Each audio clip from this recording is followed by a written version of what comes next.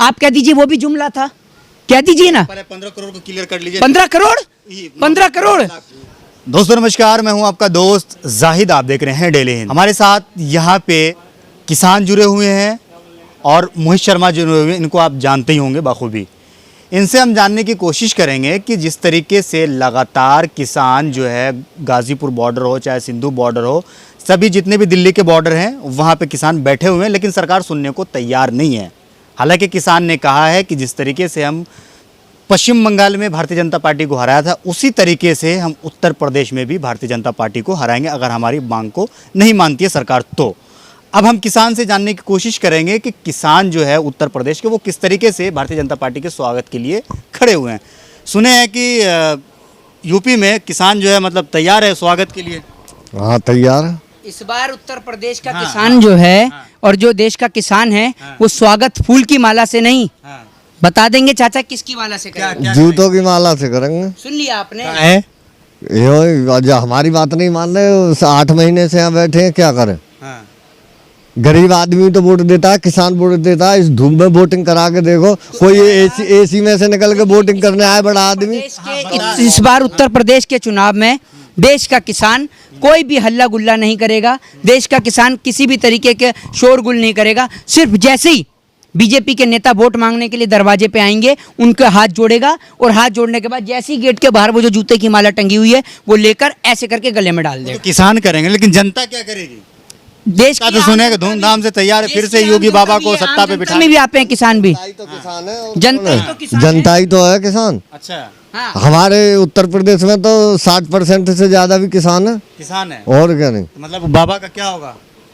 कौन बाबा? बाबा का ढाबा बंद होने वाला है। अरे भैया बाबा का ढाबा तो बंद होने ही वाला है। अब बाबा जो कि उत्तर प्रदेश के मुख्यमंत्री हैं, अब वापस से अपना कोई मठ तराश लें, क्योंकि उत्तर प्रदेश की जनता, उत्तर प्रदेश का किसान और उत्तर प्रदेश के तमाम लोगों ने इनको पूर्ण रूप से नकार दिया है। अब उत्तर प्रदेश के लोग कह रहे हैं बहुत हुई महंगाई की मार, अब की बार मोदी सरकार माफ कर दे यार। अच्छा माफ कर दे यार, बहुत बहुत आपने अत्याचार कर लिया, अब हमें माफ कर दो। बस आपसे बहुत परेशान हो चुके हैं, आप अपनी कुर्सी छोड़ दो, इतना एहसान कर दो आप। उसके बाद आप चाहे पाकिस्तान बिरयानी खाने जाओ, चाहे आप चाइना में झूला झूलने जाओ, चाहे आप बंगाल में चुनावी प्रचार करने जाओ, चाहे आप बांग्लादेश जाओ, चाहे फिर आप उसके बाद तमाम जगहों पर असम घूमने जाओ, वो आपकी मर्जी है, आप जहाँ मर्जी जाओ। लेकिन आप हमारे देश को बख्श दो। हमारे देश जो कि खूबसूरती के लिए जाना जाता है, हमारा देश जो कि हिंदू मुस्लिम सिख ईसाई एकता के लिए जाना जाता है, वो भारत जिसकी लोग मिसाल दिया करते थे, वो भारत जिसकी वेशभूषा,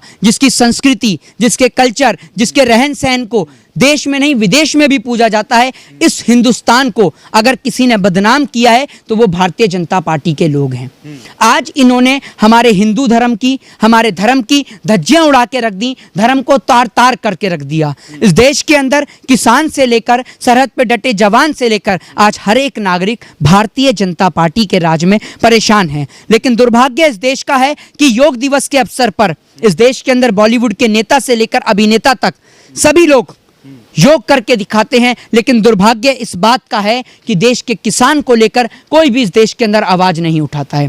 वो सरकारें जो कल तक लुप्त थीं, लापता थीं, ना गृह मंत्री का पता था, ना प्रधानमंत्री का पता था, ना बाबा रामदेव जैसे लोगों का पता था, लेकिन कल सब लोग बाहर उमड़ के आते हैं और खूब प्रचार करते हैं। ये लोग तब लापता हो गए थे जब ऑक्सीजन की कमी के कारण अस्पताल में एक माँ अपनी आंखों के सामने अपने बच्चे को दम तोड़ते हुए देख रही थी। आप कहते हैं कोई आवाज नहीं उठता, पूरे दिन मेन स्ट्रीम मीडिया पे डिबेट चलता रहा। संबित पात्रा को आप देखते ही होंगे, ये लोग बाकी से अपनी बात को रखते हैं। ये लोग उस समय चुप हो गए थे जब ऑक्सीजन, बेड, वेंटिलेटर की कमी के कारण लोग परेशान थे। अभी पेट्रोल और डीजल के दाम बढ़ गए हैं तो ये लोग चुप हैं, और पेट्रोल और डीजल को लेकर, सरसों के तेल को लेकर कुछ लोग तो यूं कह रहे हैं कि मोदी जी के राज में मिलावट का तेल नहीं आ रहा है, इसलिए सरसों तेल, हाँ ओरिजिनल तेल आ रहा है, तो जाहिर सी बात मतलब ओरिजिनल चीज खाएगा तो महंगा तो बिल्कुल महंगा मिलेगी। यानी आप इस बात को मानते हैं कि पिछले 6 साल में मोदी जी के कार्यकाल में हमें नकली तेल पिलाया जा रहा था? आप मानते हैं इस बात को? बताइए। यानी इतने लोगों की अगर कोलेस्ट्रॉल के कारण या किसी भी चीज के कारण अगर लोगों की मृत्यु हुई है तो उसका जिम्मेदार कौन है? मतलब 6 साल से जो मिलावटी तेल के कोल्हू चल रहे थे उनका जिम्मेदार आप कह रहे हैं कि प्रधानमंत्री हैं? मतलब प्रधानमंत्री की आंखों के सामने चल रहे थे, और अब आप कह रहे हैं ओरिजिनल तेल आ रहा है। प्रधानमंत्री जाकर खुद कोल्हू चला रहे हैं तेल का, या पीएम कार्यालय में कोल्हू खड़े हुए हैं कि खुद मोदी जी चला रहे हैं, उनके गृह मंत्री चला रहे हैं और तमाम रक्षा मंत्री चला रहे हैं? यही काम कर रहे हैं क्या पीएम कार्यालय में? आप लोग कहाँ से पढ़ के आते हैं और कहाँ से लॉजिक लेके आते हैं ऊटपटांग? हैं? कौन से स्कूल की शिक्षा दी है इन बीजेपी वालों को? अभी कह रहे हैं कि ओरिजिनल तेल मिल रहा है। अरे आपके घर में कोल्हू चल रहा है, आपने चलते हुए देखा है कोल्हू? है? आपको पता है कि उसमें सरसों का ही तेल है या किस चीज का तेल है? आप लोग तो पतंजलि की वो गौमूत्र की शीशियां भी डकार रहे हैं, उसमें भी ये नहीं पता कि, हाँ, उसमें भी ये नहीं पता कि गौमूत्र असली है या नहीं है। इतना गौमूत्र नहीं कर रही जिससे ज्यादा पतंजलि का गौमूत्र बिक चुका है। देश का किसान टमाटर पैदा करता है। खरीदा है गौमूत्र? मेरे को खरीदने की जरूरत नहीं है, आपको जरूरत है तो बताइए। आपको चाहिए? देश के किसान ने बहुत सारी यहाँ पर गाय बांध रखी हैं, आपको चाहिए तो आप भी डेली हिंद के नाम से गौमूत्र बेच सकते हैं। आपको खरीदना है? यहाँ देश का किसान बेचने को तैयार है, खरीद रहे हैं आप। बाबा रामदेव गौमूत्र बेच रहे हैं तो आपको क्या परेशानी है? अरे बेचने दीजिए। परेशानी हमें बाबा रामदेव से नहीं है। बाबा रामदेव अगर देश के, गौमूत्र से परेशानी है आपको? नहीं, बाबा रामदेव अगर देश के डॉक्टर्स को लेकर बोलते हैं तो हम बोले नहीं उन पे। क्यों बोलते हैं बाबा रामदेव डॉक्टर्स को लेकर? कल योगा दिवस के अवसर पर बाबा रामदेव को सारे टीवी चैनल्स पर दिखाया गया है, और देश के किसान के लिए इतनी सी भी जगह नहीं टीवी चैनल्स पर। क्यों? ये गलत नहीं है। मेन स्ट्रीम मीडिया वाले तो मानते ही नहीं है कि किसान है। तो अगर नहीं मानते तो प्रधानमंत्री मोदी जी किससे कह रहे हैं कि बस एक कॉल की दूरी है? बताइए ना। पुरानी बात है ना। पुरानी कितने साल पुरानी बात है? 50 साल पुरानी बात है? हैं? बाबा आदम के जमाने की बात है? हैं? हाँ कर रहे हो क्या आप? बताइए। प्रधानमंत्री मोदी जी ने बंगाल चुनाव से पहले ही कहा था ना कि मैं किसान से मिलना चाहता हूं, बस एक कॉल की दूरी पर है। जनाब फोन पे बात करते करते कब दिल्ली से बंगाल पहुंच जाते हैं पता ही नहीं चलता, और बंगाल से कब बांग्लादेश पहुंच जाते हैं देश को पता भी नहीं चलता। ये प्रधानमंत्री मोदी जी की बात का कोई भरोसा नहीं है। मतलब किसान तैयार है मोदी जी को सबक सिखाने के लिए, बीजेपी को सबक सिखाने के लिए? किसान मोदी जी या योगी जी को सबक सिखाने के लिए नहीं, किसान उन लोगों को सबक सिखाने के लिए तैयार है जो देश में नफरत का जहर घोलते हैं। वो लोग जो इस देश के अंदर देश के किसान से झूठे वादे करते हैं, वो लोग जो इस देश के अंदर महंगाई, शिक्षा, स्वास्थ्य, बेरोजगारी, बढ़ते पेट्रोल और डीजल के दाम को लेकर बात नहीं करते हैं, जो लोग बात करते हैं हिंदू मुस्लिम की, धर्म जाति और मजहब की, कास्ट और रिलीजन की, उन लोगों को सबक सिखाने के लिए इस देश का किसान और इस देश का आम जनमानस पूर्ण रूप से तैयार है भारतीय जनता पार्टी को पूर्ण रूप से जवाब देने के लिए। उत्तर प्रदेश में इस बार क्या होगा? उत्तर वैसे प्रदेश तो सुनिए, मेरी बात सुन लीजिए ना, बंगाल में मेरी बात सुनिए केला ना, और बंगाल, उत्तर हाँ। प्रदेश में खदेड़ा, ये तय है।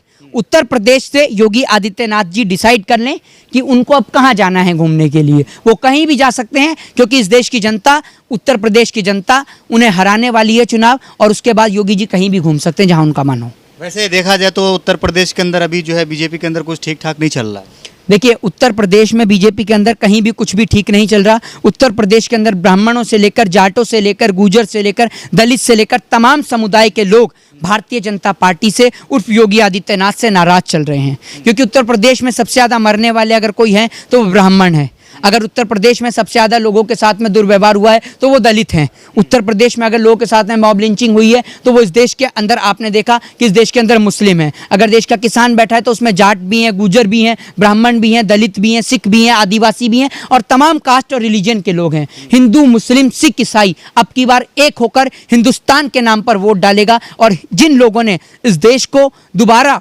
गुलाम बनाने की कोशिश कर रहे हैं उनके ये जो मंसूबे हैं ये हरगिज़ कायम नहीं होंगे, और ऐसे लोगों को मुंह तोड़ जवाब मिलेगा। और उत्तर प्रदेश के अंदर उत्तर प्रदेश की जनता अब की बार भारतीय जनता पार्टी को, अंत में मैं आपको बता दूं कि फूल की माला से नहीं, ताऊ किसकी माला से स्वागत करने वाली है?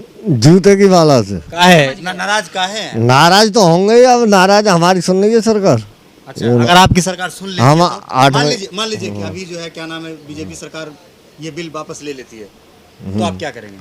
बिल वापस ले तो सही, बाद में सोचेंगे। मान लीजिए, मान क्या ले, सरकारी नहीं मान रही। मानने से कुछ होगा? हैं? आपके मानने से होगा? आपके मानने से तो अब तक 15 लाख भी आ गए, 6 साल हो गए हैं, और उसमें यूं भी कह देते हैं ये एक जुमला था। हैं? जी ने कब क्या 15 लाख? नहीं, मैं आपको बता रहा हूँ, आपको दिखाई थी ना उस दिन, पिछले वीडियो में आपको वीडियो दिखाई थी। ठीक है? पता है। दूसरी बात, एक मिनट, सुनिए सुनिए, अरे या सुन तो आप लीजिए ही ना, सुन या लीजिए, मुझे बोल लीजिए। सुन। दूसरी बात, 2 करोड़ रोजगार की कही थी या नहीं कही थी? 100 स्मार्ट सिटी की कही थी या नहीं कही थी? आप कह दीजिए वो भी जुमला था। कह दीजिए ना। पहले 15 करोड़ को क्लियर कर लीजिए। 15 करोड़ 15 करोड़ सबसे पहले आप 15 लाख को क्लियर कर लीजिए ना। देखिए क्यों 100 स्मार्ट सिटी की बात नहीं होगी? हम यंगस्टर्स हैं, हम तो 2 करोड़ रोजगार पे बात करेंगे। हमें 15 लाख भी नहीं चाहिए, हम तो मेहनत से कमा लेंगे 15 लाख। आप 2 करोड़ रोजगार पे बात करिए ना, 100 स्मार्ट सिटी पे बात करिए, किसान के ऊपर बात करिए, देश के जवान के ऊपर बात करिए, करके दिखाइए ना आप बात।